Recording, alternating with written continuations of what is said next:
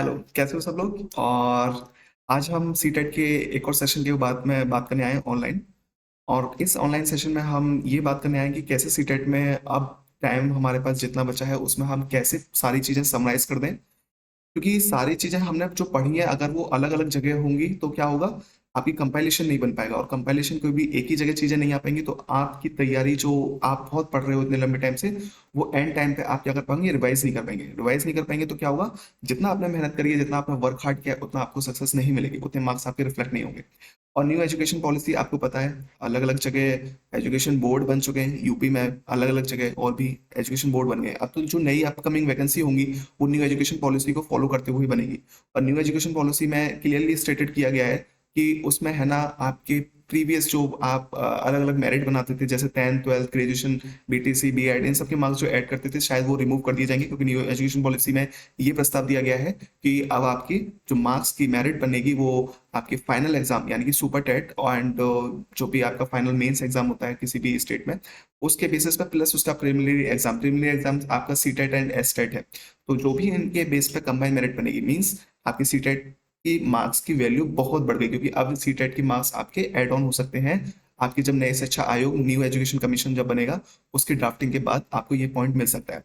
तो हम कैसे हम सीटेट में ओवरऑल मार्क्स बढ़ाएं, तो ये हमारा ऑनलाइन का इस सीटेट में पहला सेशन क्योंकि ऑफलाइन पे हम काफी बात कर चुके हैं। तो न्यू एजुकेशन ऑनलाइन के बारे में हम क्या करेंगे, इसको हम पूरा हिंदी लेक्चर के बारे में बात कर रहे हैं क्योंकि पेपर वन और पेपर टू आप सबको पता है, पेपर वन और पेपर टू में क्या है, हिंदी कॉमन है। पेपर वन और पेपर टू में हिंदी सीडीपी क्या है, कॉमन है। तो हिंदी इंग्लिश एंड सीडीपी हमारी जब कॉमन है तो हमने क्या किया, पूरा का पूरा कंपाइलेशन है, हम इस कंपाइलेशन को पढ़ेंगे और इस कंपाइलेशन को पढ़ने के बाद क्या करेंगे, हम कोशिश करेंगे कि हमारा सारी चीजें रिवाइज हो जाएं और सब कुछ जितनी भी इंपॉर्टेंट थी वो सारी चीजें हम पढ़ जाएं, जितना भी हमारा सिलेबस है, जितना भी हमारा पीवाईक्यू है। तो इस सेशंस में हम क्या करने वाले हैं, इस सेशंस में हम पीवाईक्यू करने वाले हैं, प्रीवियस ईयर क्वेश्चंस करने वाले हैं सारे जितने भी साल्स के अभी तक के ईयर्स में आ चुके हैं। प्लस हम इसमें इंपॉर्टेंट नोट्स की भी बात कर लेंगे, प्लस इंपॉर्टेंट पॉइंट्स की बात करेंगे क्योंकि क्या है आपको आफ्टर ऑल पॉइंट्स ही याद रहेंगे। प्लस हम क्या करेंगे, जो पॉसिबल क्वेश्चंस हैं उनको भी हम पढ़ लेंगे। तो आपका क्या होगा, पूरी तैयारी एक ही जगह पर हो जाएगी। तो ठीक है, अब आपको इसके अलावा कुछ भी पढ़ने की जरूरत नहीं है, कुछ भी करने की जरूरत नहीं है। मैं आपको चीजें बताऊंगा कि कैसे आपके रिजल्ट, आपके साथ रिजल्ट भी मैं शेयर करूंगा, कैसे 30 आउट ऑफ 30 मार्क्स आए हैं लोगों के और क्या की चीजें आपको करनी है। ठीक है, तो एक लंबे एक्सपीरियंस के साथ हम लोग आज का सेशन स्टार्ट करते हैं। आइए हम इस सेशन को पॉइंट बाय पॉइंट पढ़ेंगे। आपको क्या करना है, इस पॉइंट को आप या तो नोट कर लीजिए या आप इस चीज को बार बार वीडियो देखते रहिए ताकि आपको ये पॉइंट याद हो जाएंगे। इसमें कोई बहुत बड़ा ट्रबल नहीं है। इसमें हम मैक्सिमम 110 100 पॉइंट्स 100 पॉइंट्स के आसपास डिस्कस करने वाले हैं, उसके बाद आपका सारा सिलेबस खत्म होने वाला। आप इस वीडियो को देखने के बाद आप प्रीवियस ईयर पेपर लगा लेना, सैंपल पेपर लगा लेना, आप हर क्वेश्चन कर पाओगे। इस सेशंस में हम सीडीपी की बात करेंगे, ग्रामर की भी बात करेंगे, वोकैब की भी बात करेंगे, मतलब क्या निकार्ती शब्द, क्या समानार्थी शब्द, क्या ग्रामर में आएंगे आपका, वो क्वेश्चंस भी हमने लगा रखे हैं। तो जल्दी से इस सेशन को आप देख लीजिए। चलिए, सबसे पहले है ना आपसे यही क्वेश्चंस में पूछा गया है, भाषा की पाठ्य पुस्तक में सबसे महत्वपूर्ण पक्ष क्या है। मतलब जो आपकी बच्चे की पाठ्य पुस्तक होती है, सिलेबस की जो बुक होती है, उसमें जो भाषा की बुक लगाई जाती है जैसे हिंदी इंग्लिश, इसका सबसे ज्यादा महत्वपूर्ण इंपोर्टेंट पार्ट क्या है। तो बच्चों को पाठ का उद्देश्यपूर्ण चयन, जो पाठों का उद्देश्यपूर्ण चयन है ना, उसको सच्चा बच्चे को समझाने के लिए इस चीज को हम क्या करते हैं, भाषा की पाठ्य पुस्तक लगाई जाती है कि उसका क्या उद्देश्य है, क्या उसको क्लियरिफिकेशन हो जाए उसको उद्देश्य के बारे में समझने के लिए। यानी कि भाषा हमारा क्या करती है, एक सेंस डेवलप करती है। तो उसी सेंस को डेवलप करने के लिए हमें भाषा की बुक लगाना जरूरी है। ठीक है, किसी चीज का उद्देश्य क्या है वो सब चीजें समझने के लिए हमें भाषा का ज्ञान होना जरूरी है। भाषा की कक्षा में कहानी सुनाने का मूल उद्देश्य, अब देखो दोनों में अंतर है। भाषा की कक्षा में कहानी सुनाने का मूल उद्देश्य क्या है। तो देखो, अगर मैं बच्चों को कहानी सुना रहा हूँ कि एक ऐसा व्यक्ति था, एक राजा था, एक रानी थी, तो बेसिकली अभी राजा रानी बच्चे ने नहीं देखा है क्योंकि आज के टाइम पे राजा रानी नहीं है। तो बच्चे में बेसिकली क्या डेवलप हो रहा है, एक कल्पना विकसित हो रही है कि ऐसा होता था, भगवान परी, कुछ भी अगर हम कल्पनाशील वाली बातें अगर बच्चे को कहानी में सुना रहे हैं तो इससे बच्चे की कल्पनाशील बढ़ती है। और जब बच्चे की कल्पनाशील बढ़ती है तो हम क्या करते हैं, हम बच्चे को ग्रो कर रहे होते हैं कि वो कोई भी प्रॉब्लम आए उसका मस्तिष्क में अपना वो सॉल्यूशन ढूंढ पाए। ये बहुत इंपॉर्टेंट पार्ट होता है बच्चे को कक्षा में कहानी सुनाने का मूल उद्देश्य, बच्चे की कहानी, बच्चे को कल्पना शक्ति को विकसित करना। तो आपको क्या करना है बेटा, आपको सिर्फ और सिर्फ ये चीज जो है ना, कीवर्ड्स, बच्चे की कल्पना क्या है, जैसे ही बच्चे को कक्षा में कहानी सुनाने का आप वर्ड पढ़ोगे, सीधे सीधे आप क्या टिक लगाओगे, जिस ऑप्शन में बच्चे की कल्पना होगा, ये कीवर्ड्स है बेटा। तो आपको क्या करना है, कीवर्ड्स आपको याद करते रहना है, ठीक है। अब आपके पास है ना दो तरीके के शिक्षण आपको बहुत विकसित मिलेंगे, उपचारात्मक शिक्षण और निदानात्मक शिक्षण। तो उपचारात्मक शिक्षण में क्या कर सकते हैं हम, उपचारात्मक शिक्षण में हम देखेंगे आप कि निदानात्मक शिक्षण क्या करती है हमारी, निदानात्मक शिक्षण हमारी किसी भी समस्या का पता करती है कि अगर हम क्या समस्या आ रही है, इसका पता कैसे पड़ेगा, हमें निदानात्मक शिक्षण के थ्रू पता पड़ेगा। क्लियर बात। और उपचारात्मक शिक्षण क्या होती है, जो समस्या आपने निदात्मक शिक्षण करके पता किया है, उसी उसी समस्या का अगर आप कारण पहचान के समस्या को एक सही कारण पहचानेंगे, तो वो उस और उसको समस्या को दूर करेंगे, तो वो समस्या के कारण की सही पहचान पर उपचारात्मक शिक्षण की सफलता निर्भर करेगी। तो निदानात्मक शिक्षण किसी भी समस्या का कारण पहचानना, उपचारात्मक शिक्षण जब आप उस कारण को समस्या के कारण को पहचान लोगे, तो उस कारण से हम क्या करें, उस कारण को कैसे हम दूर करेंगे, तो ये उपचार होता है, ठीक है। तो उपचारात्मक शिक्षण से बेसिकली आपकी कोई भी प्रॉब्लम दूर हो जाती है। क्लियर है बात, दूर हो जाती है। अब आती है बात भाषा शिक्षण में। भाषा शिक्षण में पाठ्य पुस्तक क्या है, तो भाषा शिक्षण में पाठ्य पुस्तक क्या क्या है बेटा, साधन। भाषा शिक्षण में भाषा मतलब कैसे प्रयोग होती है शिक्षण में, तो भाषा कैसे शिक्षण में पाठ्य पुस्तक के तौर पर यूज होगी, ठीक है। भाषा शिक्षण में साधन की तरह कि किसी किसी साधन मतलब एक बीच का मटेरियल कंपाइलेशन, उसकी तरह आपका भाषा यूज होती है शिक्षण में। तो जैसे ही आप शिक्षण में भाषा का पाठ्य पुस्तक का क्या मतलब है आपसे पूछा जाएगा, तो आप भाषा को साधन बताएंगे एक, क्योंकि ये क्या करती है, भाषा एक साधन है चीज को समझने में, और विद्यार्थी की मदद इस चीज में करती है। हिंदी की कक्षा में प्राय हिंदी तर ये हिंदी तर मतलब हिंदी की कक्षा में प्राय हिंदी तर का मतलब क्या है, भाषी बच्चे हिंदी सीखने में अनेक कठिनाइयों का सामना करते हैं। क्योंकि ये देखो, ये पूरा एक लाइन है, ये पूरा क्वेश्चन आया हुआ है, हिंदी की कक्षा में प्राय हिंदी तर भाषी बच्चे हिंदी सीखने में अनेक कठिनाइयों का सामना करते हैं, क्यों। तो इसका सही आंसर क्या है, प्राय हिंदी और उनकी मातृभाषा की संरचना में अंतर होता है। उनकी हिंदी मातृभाषा की संरचना, हिंदी और उनकी मातृभाषा, अगर कोई बच्चा हिंदी सीखने में कठिनाई महसूस कर रहा है, तो इसका मतलब क्या हुआ कि उसकी मातृभाषा हिंदी नहीं है, और जब मातृभाषा हिंदी नहीं है तो उसको हिंदी सीखने में कठिनाई हो रही है। तो इसलिए हिंदी और उनकी मातृभाषा में अगर संचरण में अंतर होगा, तो बच्चे को हिंदीतर भाषी बच्चे सीखने में कठिनाई महसूस होगी, ठीक है।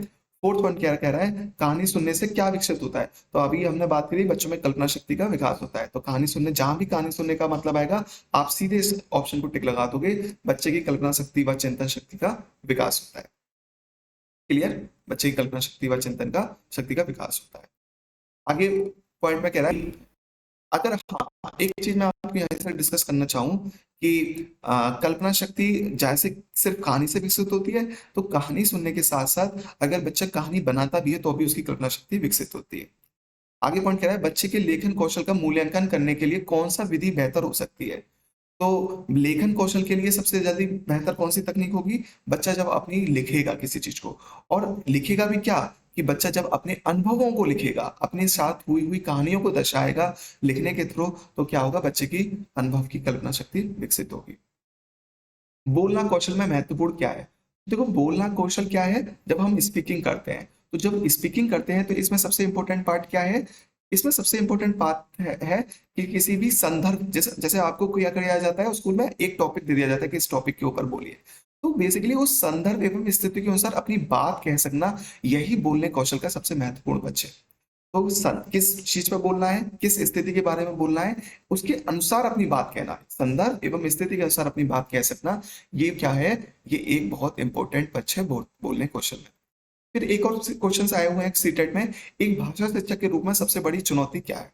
तो एक भाषा शिक्षक के रूप में सबसे बड़ी चुनौती कब होती है, जब एक ही कक्षा में बहुत सारे बच्चे बैठे हों जो कि अलग अलग भाषा के। तो बहुभाषिक कक्षा के शिक्षण के लिए उचित रणनीतियां तय करना एक भाषा शिक्षक के रूप में सबसे बड़ी चुनौती है, क्योंकि ऐसा प्लान तैयार करके जाना क्लास में, जिससे कि क्या हो, कि जिससे कि सारे बच्चों के लिए वो इन्वॉल्व हो सके और अपनी अपनी भाषाओं का विकसित कर सके। तो बहुभाषिक कक्षा के शिक्षण के लिए उचित रणनीति तय करना एक भाषा शिक्षक के रूप में सबसे बड़ी चुनौती है।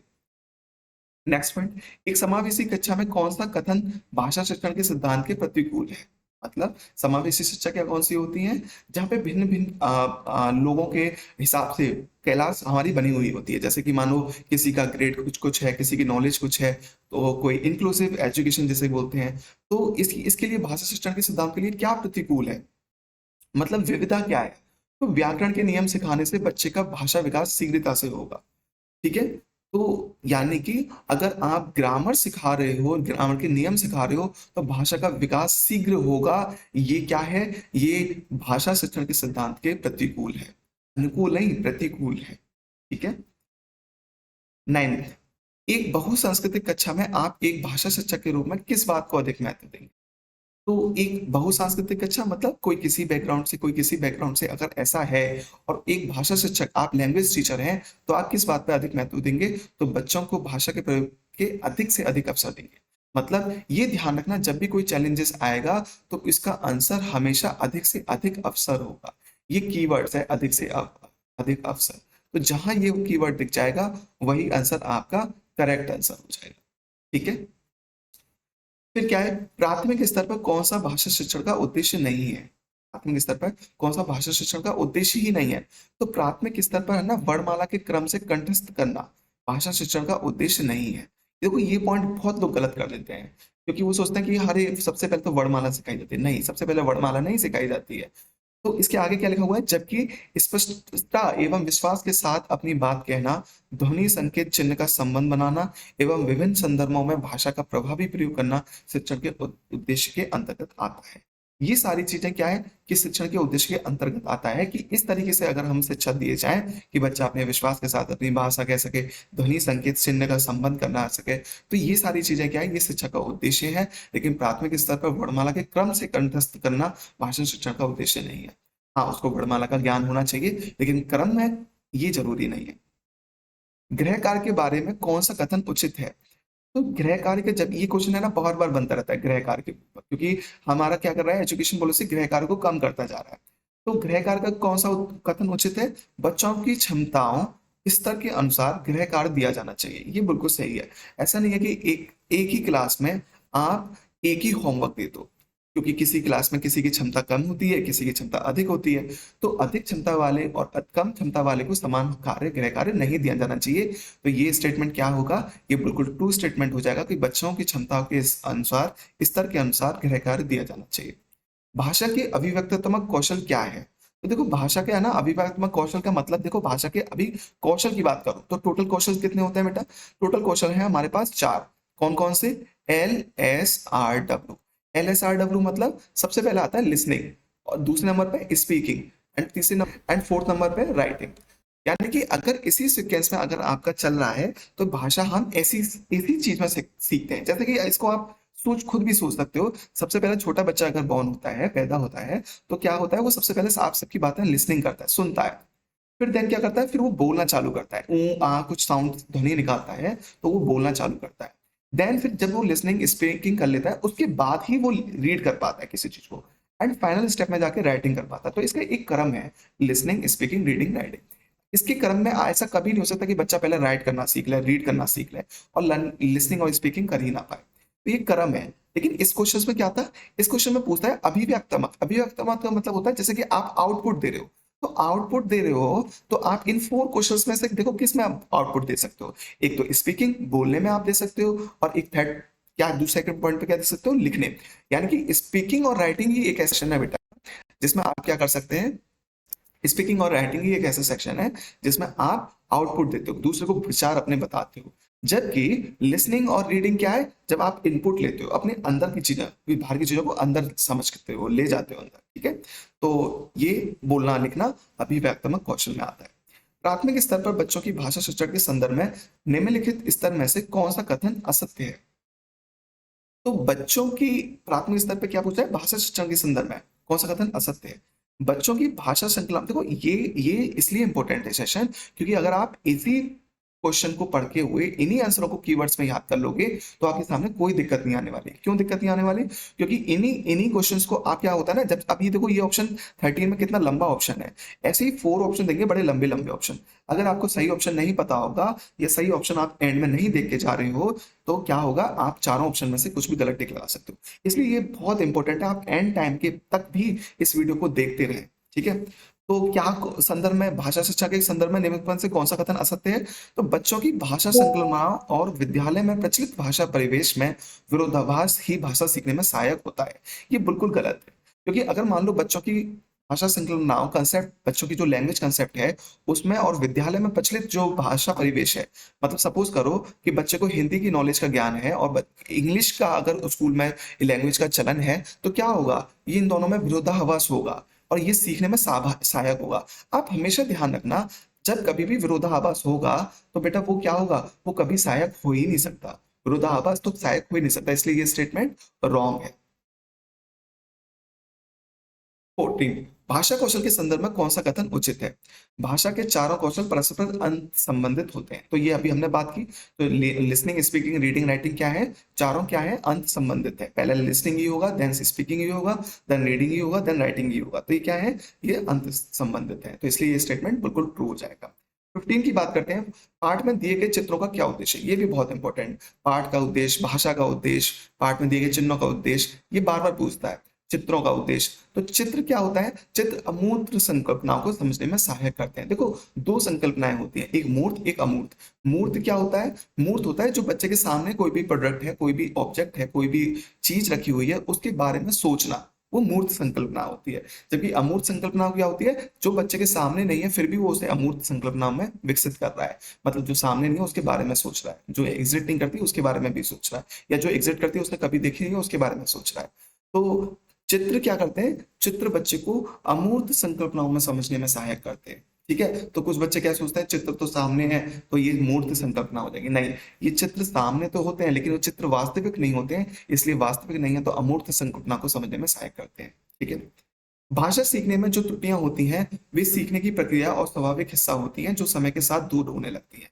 ये बहुत अच्छी लाइन है और इससे है ना बच्चों का सच में भाषा का विकास की त्रुटियां जो होती हैं वो क्या होती हैं, सीखने में दूर होती हैं। क्यों? क्योंकि भाषा सीखने में जो त्रुटियां होती हैं वे सीखने की प्रक्रिया और स्वाभाविक हिस्सा होती है जो समय के साथ दूर होने लगती है। तो इसलिए क्या है, आपको सीखते रहना है, हमेशा स्वाभाविक हिस्सा है गलतियां होना, त्रुटियां गलतियां होना स्वाभाविक हिस्सा है, लेकिन आप समय के साथ साथ वो दूर हो जाएंगे।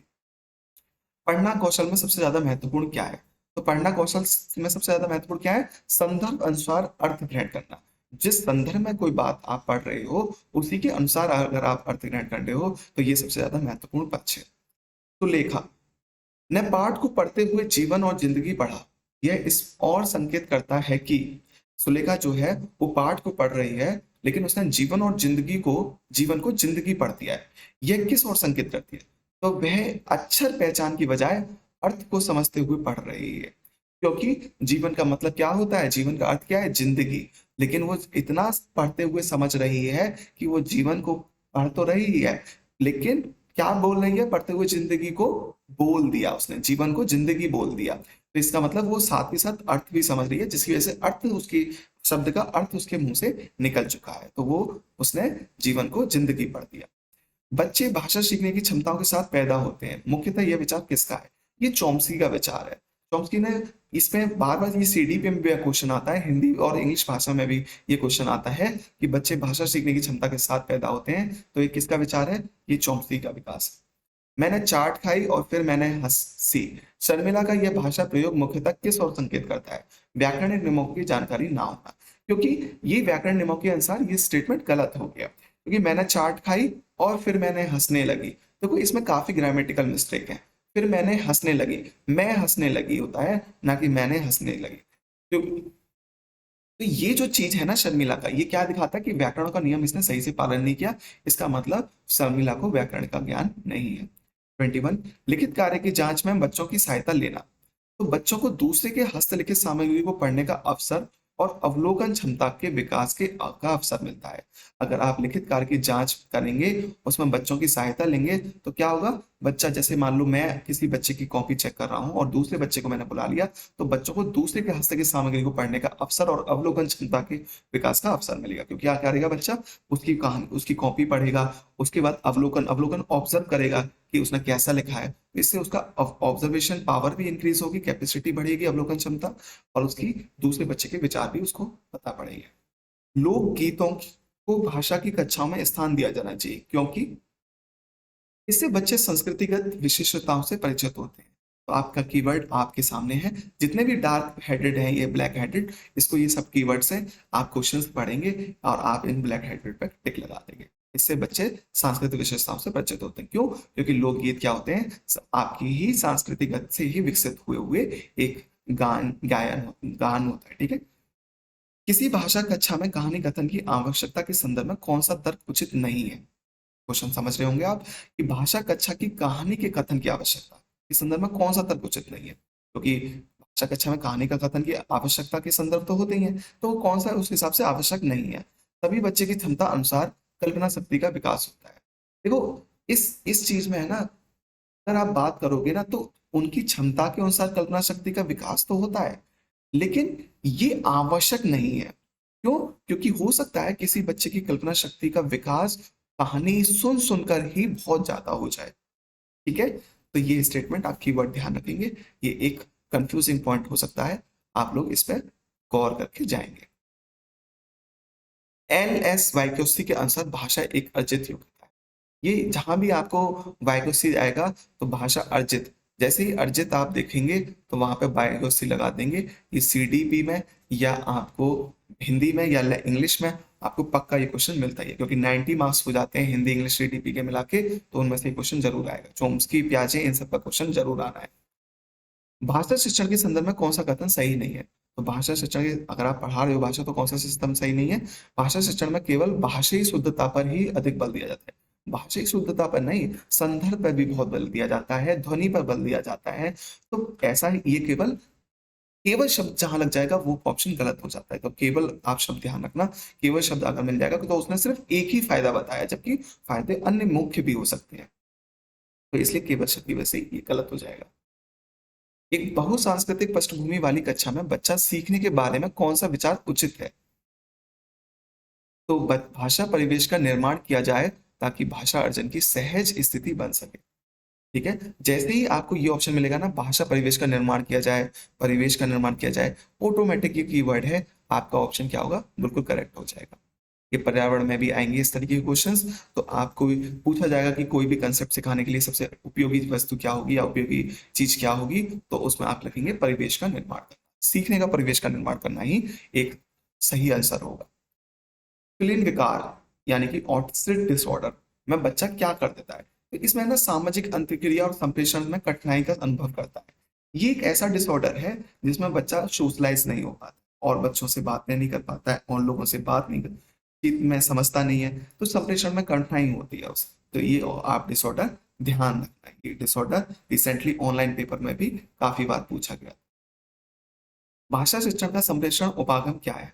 तो वही भाषा शिक्षण का संप्रेषण उपागम क्या है? संदर्भ में भाषा प्रयोग की कुशलता पर बल देना। तो जहां भी आप देखोगे उपागम, संप्रेषण, इसमें संदर्भ में बात होना जरूरी है भाषा शिक्षण के। भाषा शिक्षण की कौन सी विधि मातृभाषा को मध्यस्थता बनाए बिना दूसरी भाषा को सिखाने पर बल देती है? प्रत्यक्ष विधि। ठीक है, ये सीधे सीधे आंसर। एक भाषा शिक्षक के लिए सर्वाधिक महत्वपूर्ण क्या है? बच्चों को भाषा प्रयोग के अवसर उपलब्ध कराना। अवसर और परिवेश, जहां ऑप्शन दिख जाएगा वही ऑप्शन करेक्ट है। भाषा की कक्षा में एक शिक्षक बच्चों से क्या अपेक्षा करता है?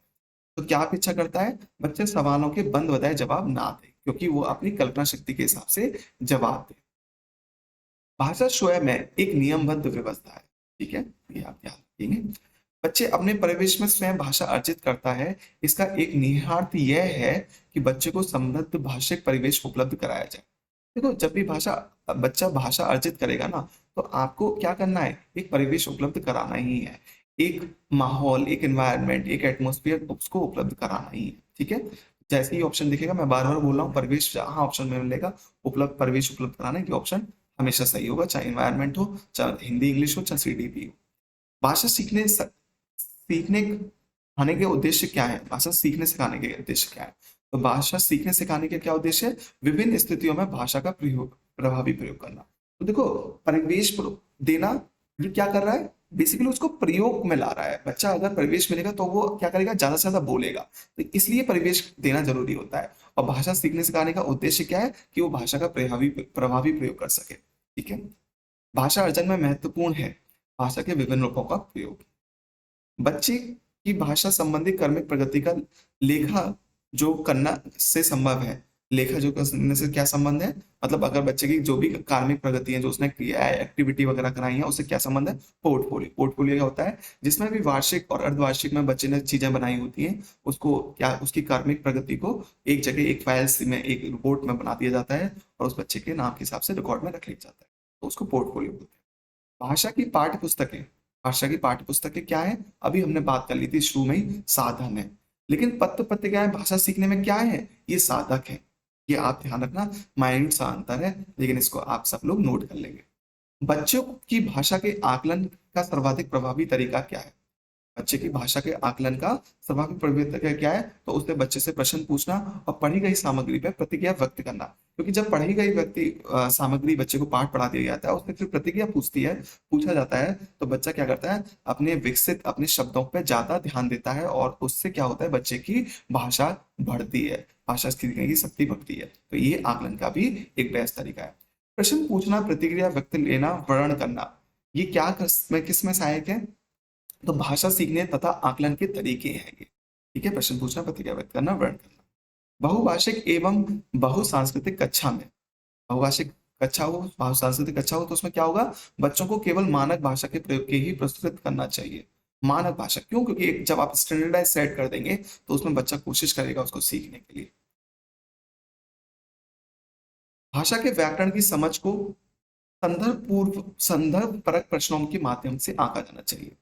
जो भी बच्चे ने व्याकरण करी है, उसे भी आप कैसे, अभी हमने बात करी ना कि प्रश्नों के माध्यम से ही आकलन करना है, तो प्रश्नों के माध्यम से आकलन करें। निम्नलिखित में से कौन सा भाषा शिक्षण का उद्देश्य है? तो भाषा की बारीकी और सौंदर्य बोध का ही सही रूप से समझने की क्षमता को प्रोत्साहित करना, ये भाषा शिक्षण, लैंग्वेज टीचिंग का उद्देश्य, ऑब्जेक्टिव है। सशर पठन, सशर पठन मतलब बोल बोल के बोलना। पठन का मुख्य उद्देश्य क्या है? बच्चों की पढ़ने संबंधी झिझक को समाप्त करना।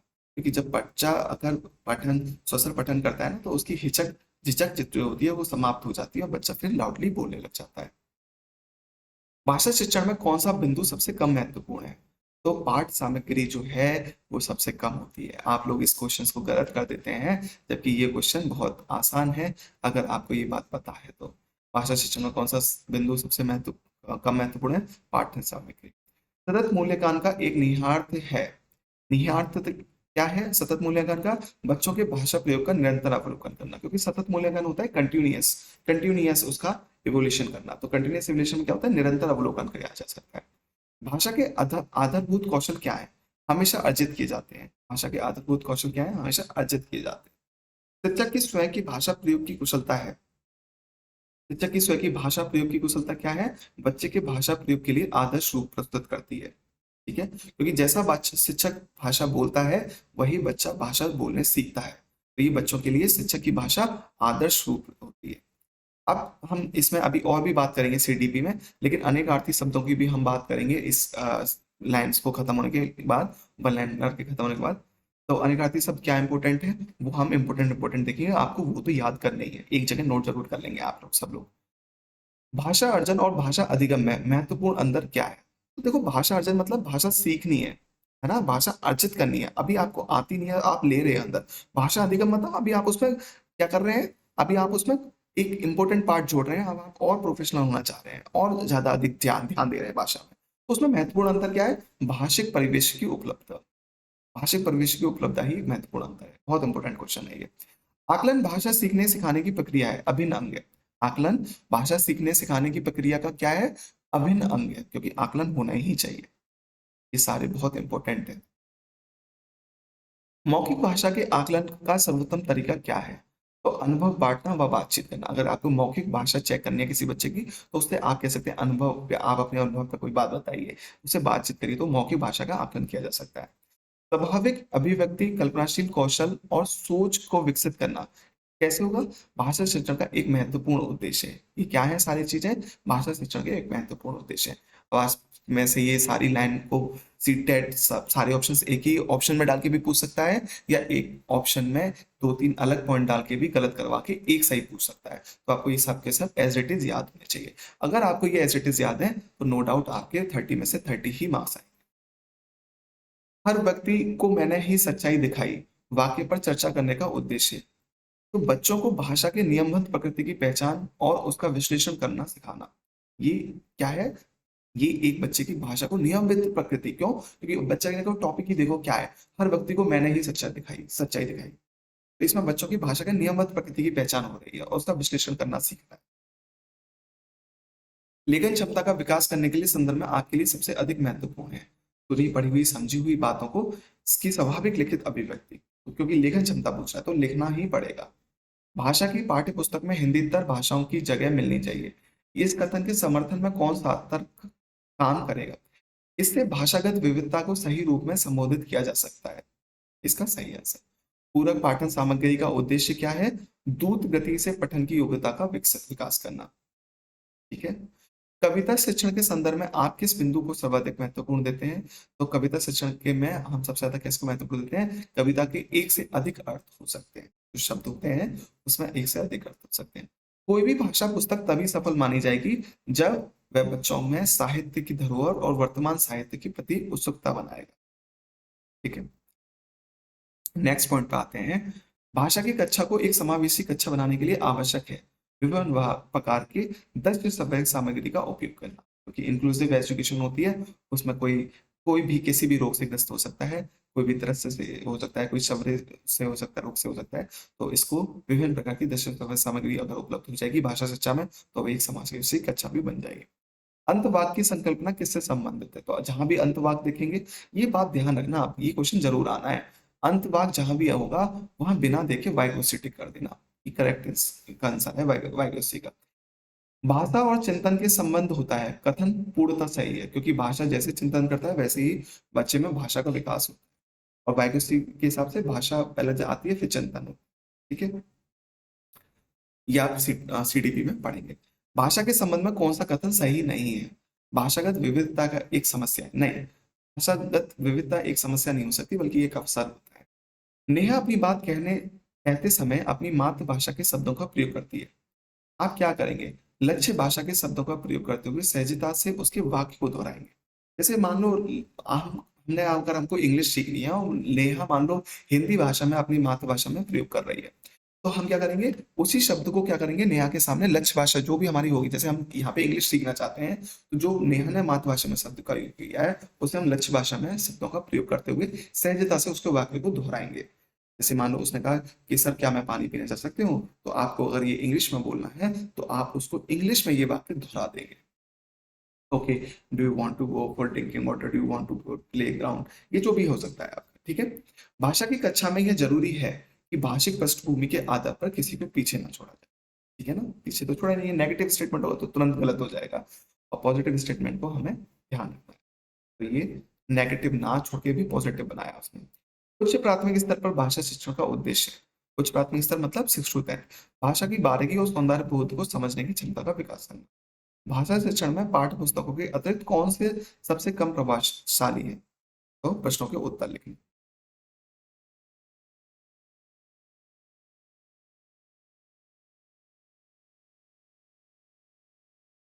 किसी भी भाषा का अधिकार प्राप्त करने के लिए सबसे महत्वपूर्ण क्या है? उस भाषा का अधिकाधिक प्रयोग करना। ठीक है। तो ये अगर आप उस पर अधिक प्रयोग करोगे तो उस पर क्या होगा? अधिकार प्राप्त अच्छा हो जाएगा। समावेशी कक्षा में बच्चों की आवश्यकता को पूरा विकास की स्पष्ट समझ करने में भाषा शिक्षक के रूप में आपकी मुख्य जिम्मेदारी नहीं है। तो ये क्या मुख्य जिम्मेदारी नहीं है? बच्चों का आकलन करते समय अति उदार बनना, इसमें आपकी क्या है? ये मुख्य जिम्मेदारी नहीं।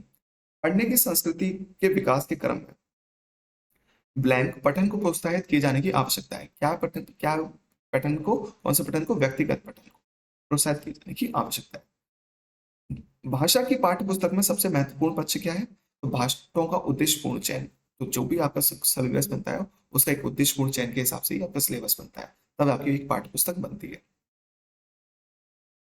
विद्यालय के बाहर का जीवन और वहां प्राप्त ज्ञान एवं अनुभव भाषा सीखने के लिए आवश्यक प्रेरणा देते हैं, क्योंकि समृद्ध भाषिक परिवेश मिलता है। देखो, विद्यालय के बाहर भी है ना बहुत परिवेश मिलता है, तो सरकारी स्कूल तो इसका बहुत फायदा उठाते हैं। ठीक है, तो इसलिए समृद्ध भाषिक परिवेश मिलता है, इसलिए विद्यार्थी क्या होता है, वहां भी ज्ञान प्राप्त करता है, वहां भी भाषा सीखने के लिए अवसर आवश्यक प्रेरणा मिलती है। पहली कक्षा में प्रवेश लेने से पहले आमतौर पर बच्चे स्वयं अभिव्यक्ति जानते हैं। ठीक है, बच्चा जानता है कि मुझे पानी जान पीना है, मुझे लंच करना है, खाना खाना है, तो स्वयं अभिव्यक्ति जानते हैं पहली कक्षा में प्रवेश लेने से पहले। सुरभि अक्सर अड़ा वाले शब्द को गलत तरीके से उच्चारित करती है। आप क्या करेंगे, तो उसे अड़ा वाले शब्दों की सूचना पढ़ने एवं बोलकर अभ्यास करने के लिए दे देंगे। तो वो क्या करेगी, जैसे जैसे वो शब्दों को बोलेगी, उसके बारे में सूचना इकट्ठा करेगी, तो क्या होगा, उसका सही हो जाएगा। या आप क्या कर सकते हैं, यहाँ पे स्वसव वचन भी आप करवा सकते हैं। प्राथमिक स्तर पर पढ़ने की क्षमता का आकलन करने की दृष्टि से सबसे अधिक महत्वपूर्ण क्या है, अर्थ का निर्माण। ठीक है, अगर आप बच्चा अर्थ का निर्माण कर पा रहा है, तो उसकी क्षमता का आकलन आप अच्छे से कर सकते हैं। भाषा की कक्षा में कहानी सुनने का मूल उद्देश्य क्या है? तो भाषा की कक्षा में कहानी सुनने का मूल उद्देश्य सबको पता है, बच्चों की कल्पना शक्ति का विकास। ये क्वेश्चन जरूर आना है। प्राथमिक कक्षाओं में बच्चे बहुत कुछ लेकर विद्यालय आते हैं, जैसे अपने अपने अनुभव, दुनिया को देखने, अपने दृष्टिकोण आदि। तो इसका इनसे क्या विकास हो सकता है, इससे भाषा का विकास हो। बच्चों की मौखिक अभिव्यक्ति के विकास का अर्थ यह नहीं है कि वह कहानी सुनकर शब्दांश दोहराने लग जाए। अगर बच्चा कहानी सुनकर शब्दांश दोहराना है, तो उसकी मौखिक अभिव्यक्ति का विकास हो रहा है, ये हम नहीं कह सकते। भाषा की कक्षा में यह जरूरी है कि स्वयं भाषा शिक्षक की भाषा प्रभावी हो। ये बहुत इंपॉर्टेंट है। भाषा शिक्षक जो लैंग्वेज टीचर है, उसकी भाषा खुद इम्प्रेसिव होनी चाहिए। भाषाई क्षमताओं का विकास करने का अर्थ है पहले उदाहरण प्रस्तुत करना। ठीक है, अगर आपको क्षमता, भाषी क्षमता उदाहरण पेश करने विकसित करनी है, तो पहले उदाहरण प्रस्तुत करने। उच्च प्राथमिक स्तर पर भाषा सीखने को प्रभावित करता है शिक्षण की भाषा शिक्षण संबंधी रवैया। तो जैसे शिक्षक होगा, वैसे भाषा संबंधी उसके जो उनके बीच में इंटर रिलेशन होंगे, कैसी वो भाषा यूज कर रहा है, कैसी मैथोलॉजी यूज कर रहा है लैंग्वेज की, तो उसी को हम क्या कहेंगे, उच्च प्राथमिक स्तर पर भाषा सीखने को प्रभावित करता है वो। उच्च प्राथमिक स्तर पर हिंदी भाषा शिक्षण के लिए क्या अपेक्षित नहीं है? सुनकर शब्दांश दोहराने की क्षमता का विकास करना। ये उच्च प्राथमिक स्तर पर हिंदी भाषा के शिक्षण के लिए अपेक्षित नहीं है। उच्च प्राथमिक स्तर पर हिंदी भाषा शिक्षण की में सर्वोपरि महत्वपूर्ण सामग्री क्या है? तो बाल साहित्य। उच्च प्राथमिक स्तर पर बहुभाषिक कक्षा में बच्चों की भाषा एक संसाधन है। ध्यान रखना, ये संसाधन। उच्च प्राथमिक स्तर पर हिंदी भाषा की समावेशी कक्षा में स्वरूप निर्धारित करने में सर्वाधिक महत्वपूर्ण है शिक्षण प्रक्रिया। भाषा सीखने में सामाजिक अंतर्क्रिया का महत्वपूर्ण स्थान है। इस कथन में पैगोसी। उच्च प्राथमिक स्तर पर समझकर पढ़ने के संदर्भ में सर्वाधिक महत्वपूर्ण है किसी लिखित सामग्री का निहितार्थ समझना। व्याकरण की समझ को संदर्भपूर्ण प्रश्नों के माध्यम से आंकना पूर्णतः उचित है। उच्च प्राथमिक स्तर पर बच्चों की हिंदी भाषा की क्षमता के आकलन में प्रक्रियापरक पक्ष पर बल देने का आशय भाषा प्रयोग पर बल देना है। ठीक है, ये वन पार्ट सबसिस्टेंस है, इसमें कोई एक्सप्लेनेशन की जरूरत नहीं थी, इसलिए हम एक्सप्लेनेशन जहां जहां जरूरत पड़ेगी हम बात करेंगे। भाषा सीखने की कौन सी विधि मातृभाषा को मध्यस्थ बनाए बिना दूसरी भाषा को सीखने में सहायक होती है? प्रत्यक्ष विधि। ये इंग्लिश में क्वेश्चन बहुत आएंगे इस टाइप के। भाषा शिक्षण में खेल खेल का सर्वाधिक महत्वपूर्ण स्थान होता है, क्योंकि खेल भाषा का विस्तार देते हैं। ठीक है, पाठ के अंत में अभ्यास और गतिविधियों का उद्देश्य नहीं है प्रश्नों के उत्तर सरलता से याद करना। ठीक है, पठन पाठन के अंत में ऐसे अभ्यास एवं गतिविधियां जो बच्चे को स्वयं कुछ करने और सीखने का अवसर प्रदान करती है। ठीक है, ये सीधे सीधे आपको ये ब्लैक वाले सीधे सीधे याद कर लेंगे। ठीक है ना। भाषा शिक्षण में बालक को मौखिक कौशल के विकास के लिए सबसे कम महत्वपूर्ण क्या है? प्रश्नों के उत्तर पूछना सबसे कम महत्वपूर्ण है। भाषा सीखने में मातृभाषा का व्याघात मतलब अपोजिट आंशिक रूप से होता है। भाषाई कौशल के संदर्भ में कौन सा कथन सत्य है? भाषाई कौशल एक साथ सीखे जाते हैं, क्रम से नहीं। ठीक है, ये कथन सत्य है। भाषा सीखने के होने वाले त्रुटियों के संदर्भ में कौन सा कथन सत्य नहीं है? भाषा सीखने में होने वाली त्रुटियां स्थायी होती हैं। तो ये बात, त्रुटियां स्थायी नहीं होती, वो समय के साथ दूर हो जाती है। और भाषाई कौशल एक साथ सीखे जाते हैं, क्रम में नहीं, क्योंकि बच्चा क्या होता है, उसी सेम टाइम पे सारी चीजें सीख रहा होता है। एक प्राथमिक शिक्षक के रूप में आप सतत और व्यापक आकलन करते समय किसे सर्वोपरि मानते हैं? बच्चों द्वारा विभिन्न संदर्भ में भाषा की क्षमता करना। प्राथमिक स्तर पर बच्चों की पठन क्षमताओं का आकलन करने में किस प्रकार की सामग्री सर्वाधिक महत्वपूर्ण है? तो बाल साहित्य की कोई संवादात्मक कहानी। पहली और दूसरी कक्षा में भाषा शिक्षण के साथ ही कला शिक्षा को समेकित करने का उद्देश्य नहीं है बच्चों को लेखन की परिपक्वता लाना। प्राथमिक स्तर पर बच्चों की घर की भाषा को अपनी कक्षा में स्थान देना जरूरी है, क्योंकि घर की भाषा बच्चे को भाषाई पूंजी है, ठीक है, क्योंकि उसकी ही सहायता से वो सारी लैंग्वेज सीख लेता है। भाषा सीखने सिखाने के संदर्भ में गृह कार्य का उद्देश्य होता है सीखने को विस्तार देना।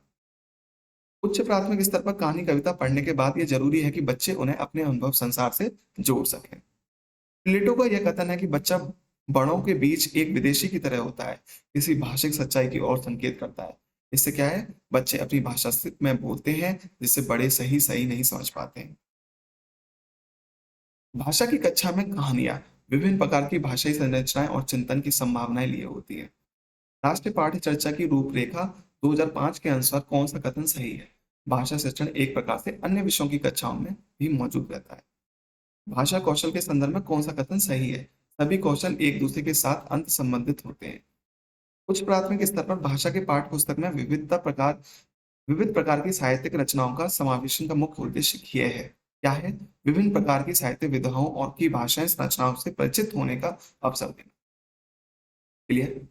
आप इसको बिल्कुल एज इट इज याद रखें। रश्मि अपने कक्षा को बाहर मैदान में ले जाती है और पर्यावरण पर आधारित कविता पाठ का कार्य करती है। रश्मि का उद्देश्य क्या है? तो मैदान के प्राकृतिक वातावरण के साथ सामंजस्य एवं संबंध स्थापित करते हुए कविता को समझने का अवसर देना। तो ये क्या है? अवसर प्रदान कर रही है। रश्मि एक शिक्षक है। भाषा में आकलन करने के लिए बाद महत्वपूर्ण सोपान होगा आकलन से प्राप्त आंकड़ों के आधार पर बच्चों के अभिभावक विचार विमर्श करना, है ना। आपके आकलन के साथ आप बच्चों के अभिभावकों से विचार विमर्श करना जरूरी है। विद्यालय में एक से अधिक भाषाओं का शिक्षण बहुभाषिक और राष्ट्रीय स्वभाव का प्रसार करते हैं। भाषा शिक्षण की प्रत्यक्ष विधि है। क्या है? मतलब भाषा अर्जन की स्वाभाविक स्थिति का निर्माण। भाषा में रचनात्मक आकलन का सर्वाधिक बेहद उदाहरण है। तो क्या बेहतर उदाहरण है?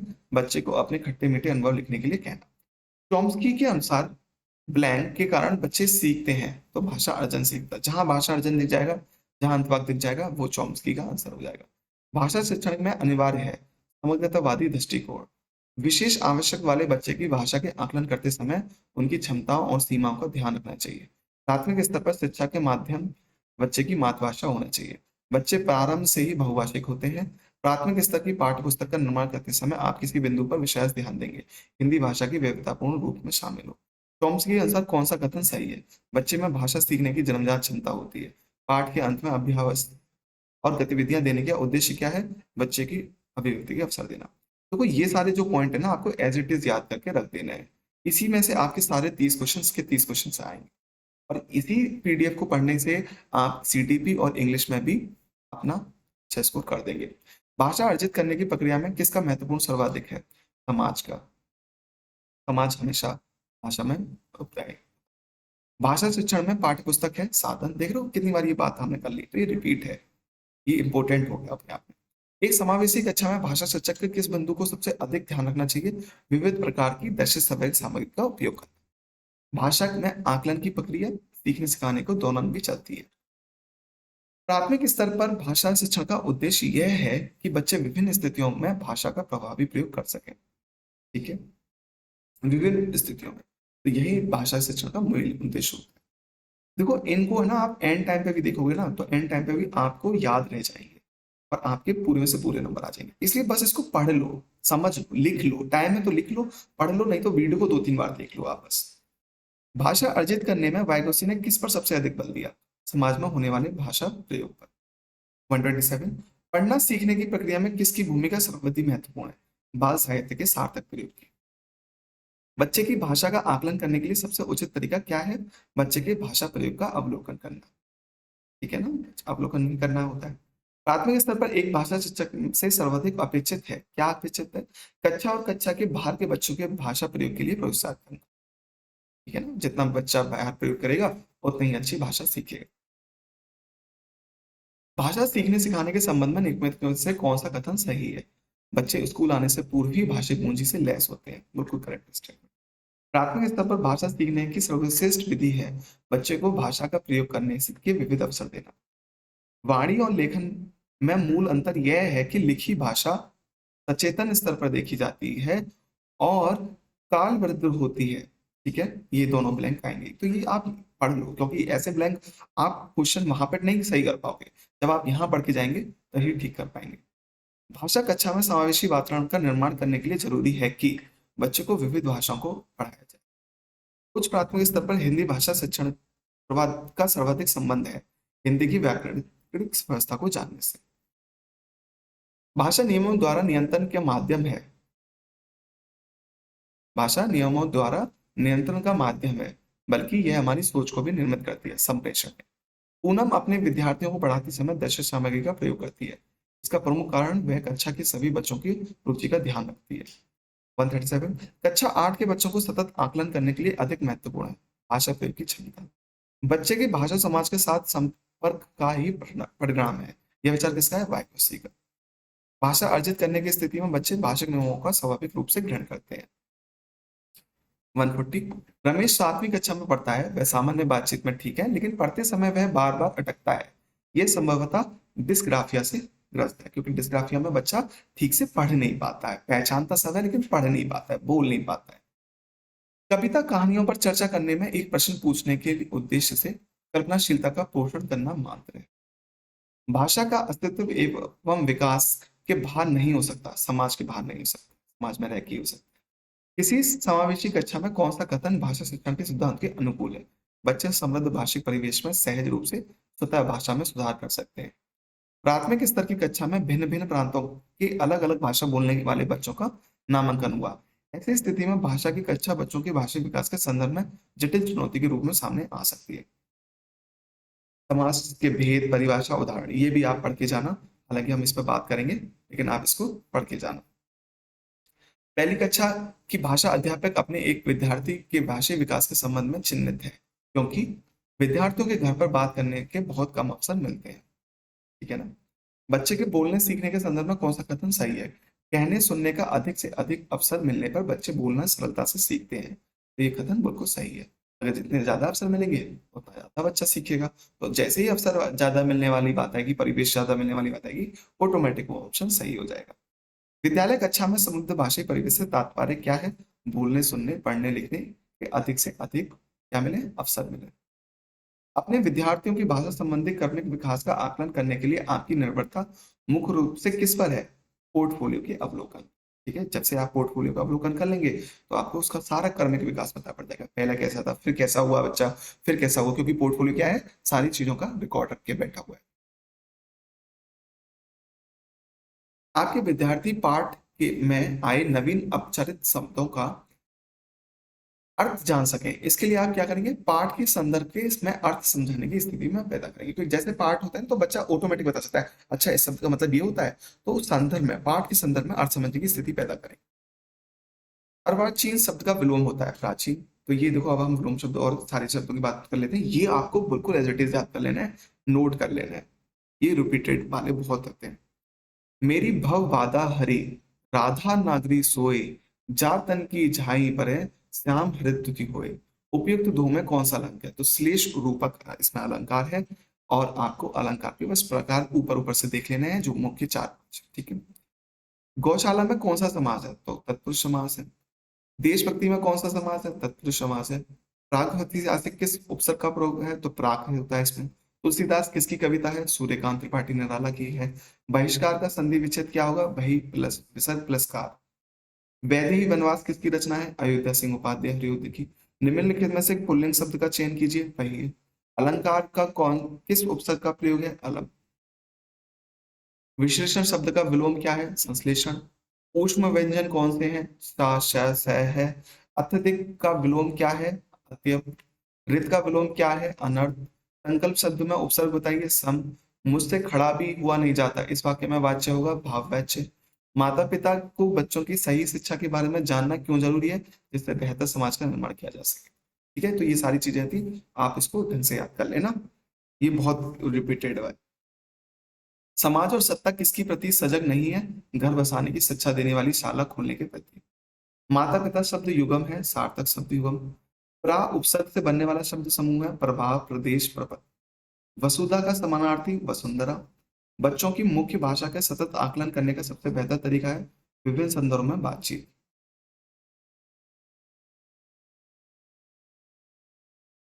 भाषा में सतत व्यापक आकलन का उद्देश्य है भाषा के मौखिक और लिखित रूपों के प्रयोग की क्षमता का आकलन। भाषा कक्षा में विविध दृश्य श्रव्य साधनों का उपयोग उद्देश्य नहीं है विद्यालय प्रमुख के निर्देशों का पालन करना। पाठ्य पुस्तक की भाषा विचारों की घर व समुदाय की भाषा से मिलती जुलती होनी चाहिए। प्राथमिक स्तर पर भाषा सीखने से तात्पर्य है भाषा का प्रयोग सिखाना। घर की भाषा और विद्यालय में पढ़ाई जाने वाली भाषा समान हो सकती है। उच्च प्राथमिक स्तर पर भाषा शिक्षण का एक महत्वपूर्ण उद्देश्य भाषा का नियमबद्ध प्रकृति को पहचानना। विभिन्न कार्य क्षेत्रों से जुड़ी प्रयुक्तियां में विद्यार्थियों से परिचित कराया जाना चाहिए। इस कथन में प्रयुक्त से तात्पर्य है विशिष्ट भाषा प्रयोग का। भाषा शिक्षण के संदर्भ में किस शिक्षक के रूप का लिए सर्वाधिक महत्वपूर्ण है? भाषा प्रयोग के लिए अधिक अवसर प्रदान करना। सतत आकलन का उद्देश्य यह जानना है बच्चों ने कितना सीखा है। जब शिक्षिका पूछती है कि हम भी सफल होंगे इस वाक्य में भी लगने वाले से अर्थ में क्या अंतर आता है, तो इसका आशय है कि शिक्षिका बच्चों की भाषा की बारीकियों को समझना चाहती है। हिंदी भाषा के शिक्षक के रूप में आपके लिए सबसे कम महत्वपूर्ण है संवैधानिक मूल्यों की जानकारी। इनमें से कौन सा प्राथमिक स्तर पर हिंदी भाषा शिक्षण का उद्देश्य नहीं है? सुनी गई बातों को ज्यों का त्यों दोहराना। भाषा कौशल के संदर्भ में कौन सा कथन सही है? भाषा के कौशल अंत संबंधित होते हैं। भाषा और सोचने, महसूस करने, चीजों से जुड़ने का एक उत्तम साधन। भाषा सीखने का व्यवहारवादी दृष्टिकोण है, अनुकरण पर बल देता है। नासिरा पढ़ते समय अनेक बार अटकती है, उसे पढ़ने में कठिनाई होती है, इसकी समस्या संबंधित है। जब पढ़ने में कोई समस्या आएगी तो डिसलेक्सिया ही होगा। वाइगोत्स्की के विचारों का अंत कक्षा में सबसे अधिक बल दिया जाता है परस्पर अंतक्रिया। जैसे ही वाइगोत्स्की लिखेगा अंतक्रिया पे टिक लगा देंगे। हमारी कक्षाओं में बच्चे भिन्न भिन्न भाषिक पृष्ठभूमि से आते हैं, अतः उनकी भाषाओं को भी कक्षा में समान देना चाहिए। ठीक है, भिन्न वालों को भी समान अवसर देने चाहिए। इनमें से प्राथमिक स्तर पर भाषा आकलन का सर्वाधिक उचित तरीका है बच्चों को चित्र वर्णन प्रश्न पूछने का अवसर देना है। कौन सा प्रश्न बच्चों की भाषा क्षमता का सही आकलन करेगा? यदि तुम आम बेचोगे तो कितने दाम लोगे और क्यों? जैसे क्यों लगेगा तो बच्चा एक्सप्लेनेशन देगा, भाषा का विकास होगा। प्राथमिक स्तर पर बच्चों के लिए बाल साहित्य के चयन का मुख्य आधार क्या होना चाहिए? रोचक विषय वस्तु ही उसके प्राथमिक स्तर पर बाल साहित्य के लिए चयन का मुख्य आधार होना चाहिए। ये लास्ट पॉइंट है। कक्षा 8 के बच्चों के लिए साहित्य का चयन करते समय आपके लिए क्या जानना सर्वाधिक जरूरी है? तो बच्चों की मनोवैज्ञानिक विशेषताएं और भाषा प्रयोग की क्षमता जानना सर्वाधिक जरूरी है। नाटक, सिनेमा, परिचर्चा, वाद विवाद आदि बच्चों की स्वतंत्रता, मौखिक व लिखित स्वाभाविक एवं प्रतिक्रिया व्यक्त करने की क्षमता का विकास करने में मदद करती है। क्योंकि नाटक स्वतंत्रता, सिनेमा मौखिक, परिचर्चा लिखित, ये तीनों चीजें क्या करनी है? वाद विवाद, ये सब चीजें इन तीनों का विकास करती हैं। हमारे अनुभवों को आकार देने में भाषा का महत्वपूर्ण भूमिका होती है। इसका शैक्षिक निहितार्थ यह है कि भाषा की कक्षा में बच्चों को विविध संदर्भ के अनुभव करने, विविध आधार पर अनुभवों से स्वयं को जोड़ने के अवसर दिए जाने चाहिए। तो ये एक ऐसी कंपाइलेशन है जिसके बारे में हम क्या कह सकते हैं, आपको सब कुछ पता होना चाहिए। अब प्रॉब्लम क्या है? प्रॉब्लम आप लोग मेहनत तो कर रहे होंगे, अलग अलग जगह से पढ़ रहे होंगे, लेकिन आपके पास एक कंपाइलेशन नहीं आ पाएगा। आप इसी कंपाइलेशन को पढ़ो और ये बात पक्की